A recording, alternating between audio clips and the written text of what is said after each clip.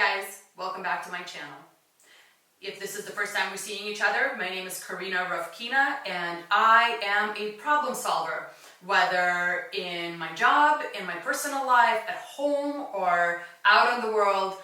I find that problem solving is an excellent skill to have, and I share my ways of solving them, and I hope that that is something that is helpful to you. Today, I want to talk about credit card debt and how to get rid of it. It is a definite problem that needs a solution, and it's not something I often talk about just in my daily life with people that are around me, but it is something I went through some years ago and found it one of the most difficult times in my life, simply because the burden of being in debt is so horrible. And the feeling is just devastating because it often makes you feel powerless. Like you can't resolve it because of just the way credit card debt works. You know, you make your payments, but the interest is so high it continues to grow, and you just keep throwing solutions of the problem and it just never gets resolved. And so if this is something that interests you, first of all, don't forget to click the thumbs up and subscribe at the bottom if that's something you want to do and hear more about my problem solving skills. But back to the issue. So credit card debt is something that many people face, especially in the United States, but do not discuss. And I find that in recent years, it has become more of a topic that is discussed because of people like Dave Ramsey, who, you know, is everywhere on Instagram and Facebook. He does seminars, he has podcasts, and I will say that, you know, his method of paying off debt and saving money for the future is one that many people follow. And for that reason, it has been talked about more. I know that in my job, my coworkers talk about it a lot and even have their like little plan hanging on the wall where they cross things off, and it's just a motivator to keep you going. So because of that, I find that the subject has come up significantly recently, and it just needs to be discussed. Anyway, all logic and history aside, I think I got my first credit card when I was about 16 years old. Now, yes, I was not supposed to get one at 16. You're supposed to be 18. My opinion, you should be 25. But I got one because my father got it for me, meaning it was his credit card and I was an authorized user. And because I'm a child of immigrant parents, or I'm an immigrant myself, but having come here at a young age, I had more knowledge, so to speak, and I spoke English better than my father, who did not and does not, and so I've taken care of his finances always. And so it was normal at that time for him to get a credit card and add me to it. And I remember the first thing I bought with it was a laptop. Now, did I need one at 16 years old? No, I did not. Why did I buy it? Is because I had this image, this, like vision of myself that if I had a laptop, I would be able to write all the time, and I have a degree in English. I would have access to like this world. This laptop for me was a world that I could be in and, dive into, and it was just like this access thing that was going to be mine alone and mine only. Anyway, that was like $1,800 spent at Fry's Electronics. They recently went out of business, unfortunately, but at that time, I bought this laptop, and I kid you not, I've used it probably 3 times because I was not in college yet. I did not have these, breaks between classes where I could sit at my desk and or at a table and, type away. I pretty much had the laptop laying under my bed in its case majority of the time. And that was the first purchase, but it wasn't the last. And so what started happening is I started rationalizing certain purchases that some were legitimate and some were maybe more of wants rather than needs, but I would put them on a credit card. And I would think, well, I'll pay the bill when it comes. And I had a job, so I would say, I will buy this $40 t-shirt and I'll have my paycheck by the time the bill arrives and I will pay it. But what happened is I would continue to purchase things thinking I would pay for them when the bill came, and I would pay it, but I wouldn't pay the whole amount because I didn't earn enough or had other things I had to pay for at that time. And so it continued month after month and it would grow. Now, to say that I spent it on, wants completely is not true because, again, I am a child of immigrant parents and money was tight. And things like lunch or went out with my friends or wanted that tank top or needed books for school, or especially when I went to college, like it's something we laugh about now, but my parents had no idea how much college was. They had no idea how much books were. I think my dad helped me out in all of my educational experience time with like $2,000 for books, because being an English major is not cheap. You have to read a lot. So it's like novel after novel aside from regular textbooks. And so everything I had to buy for school went on that credit card. So the first laptop, then the next laptop, then all the books, then class fees, then lunches, then groceries, because my parents were divorced and I was living with my mother and my sister, and on the way home I would often want to pick something up, and so groceries came into play. So it wasn't a bunch of things I just wanted. It was often things that normal people bought, it's just they weren't my age at the time. And so it grew and my payments grew, and of course I started paying more, but I continued to charge it. And the reason that would happen is I would send my money to the credit card, but because I would send all my money to the credit card, I had to continue charging it, right, to actually live and survive.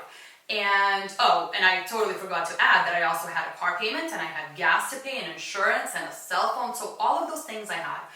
And so as I got older, obviously it wasn't just at 16 that all my debt accumulated. I think I got caught by my dad when I was probably 18 or 19. I had like $30,000 in debt at that time, but I opened as many credit cards as I could. Thank you, college campus credit card visitors.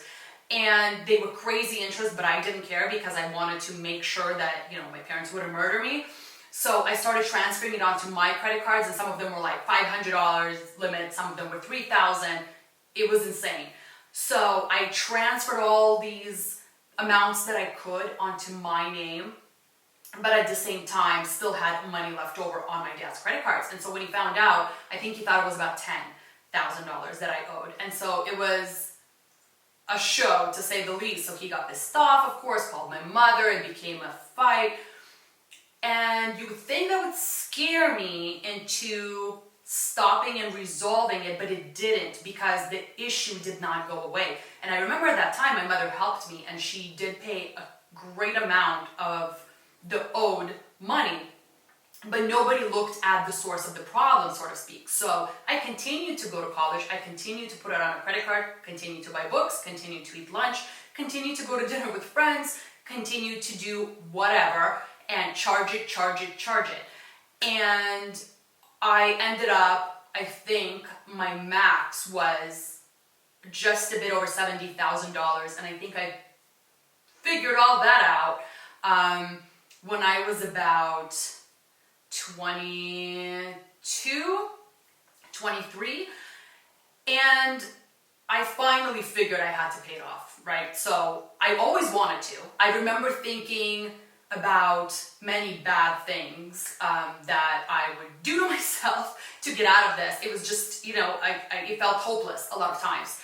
And if you ever feel that way, I want to tell you that credit cards are not the end of the world. If you're feeling like you can't go on living, that's really stupid. So seriously, pick up the phone and call a, mental health hotline. I'm not kidding, because it can be overwhelming. But thankfully, I was able to work through this insanity mentally. And I realized this, that as much as I wanted to budget my little money and make my little payments and, have this great calculation in my notebook because I'm very visual, it was not going to happen. It wasn't going to happen because paying $200 on top of, whatever the insane, minimum payment I had at that time, I think it was like $700 or so, it wasn't going to make a dent. And often people will say, you gotta save and you gotta watch what you're spending and you gotta, budget, and like Dave Ramsey says, sell everything so the kids or the dog think they're next. But what I found is First of all, it's obvious. If you're in debt, stop spending on things you do not need. Absolutely need. Like if it's not groceries, and I mean the minimum, like Dave Ramsey will say beans and rice, if it's not the basics, we're not buying filet mignon here. If you gotta pay off your credit cards, you gotta pay them off. You're a responsible adult who is capable. So what I did is this. I got an additional job. At 23, thankfully, I graduated from college. I got my first job. I was extremely lucky. Not my very first job, but my first job out of college that was actually paying decent amount of money. And I was extremely lucky because I was making more than my mother at that time, if you can imagine. And I found that if I, at the beginning of the month, and this worked out for me because my first big girl job was for Los Angeles Unified School District, and we got paid once a month. So I figured if I got my check, paid all my bills, I saw what was left over, and anything that was left over I sent to my credit card. Now I know some people will say, oh, you gotta put away a couple of $100, so you have spending money. Well, I figured if I really needed something else, then I was gonna put it on the credit card. Again, it wouldn't be as significant as like holding cash back. So I was just trying to like send everything to the credit card. Totally worked for me. So I started doing that, and I was not full-time. I was not like 40 hours a week or anything. I started out, I think, at like 4, and then that quickly became 12, and then it morphed into 30 or 40. But alongside this, I had a job in a nonprofit organization, and I was making several $1,000s a month there. So what I found at one point is I was just able to send full check from my second job, and I was able to send more than half of my check from my first job. It moves pretty quickly at that point, and I remember I made my last payment in July of 2005, I believe, which was 1 month before I moved into the townhouse I bought. So I actually bought my townhouse while I was still paying off my credit cards. However, it was not a big deal because I knew that I was going to be debt-free, and all of that worked out. But this is what I found. I found that I felt powerful when I got the second job. I found that I was, kicking ass and taking names because I was constantly working. I even worked on Saturday until 12 o'clock, which was fine because I got off at 12. I, did whatever else I wanted to do during the day. Sunday I rested, I stayed home, I cooked, I cleaned, I did whatever. There was very little social life at that time, but I found that worked for me because I found that was an opportunity for me to do what I do best, which is work. I was able to earn money that I could then throw at the credit card. And saving, say if I sat down and mapped out all my finances and managed to save an additional $200 somehow, it wasn't worth the trouble because I could spend the time sitting down and focusing on my finances on actually going and earning. And so here's what I'm going to tell you. If you find yourself right now in credit card debt, don't feel overwhelmed. If you really need to talk to someone, talk to me. I will help you, and truly, feel free to reach out. But I find that this is what you need to do. Find what you can do to earn money. If you already got a job and you're saying, there's nothing I can do, I've got kids at home, I'm in a hopeless situation, I have credit card debt, I have all these things I take care of and I don't have any time. Well, here's the thing. You do have time.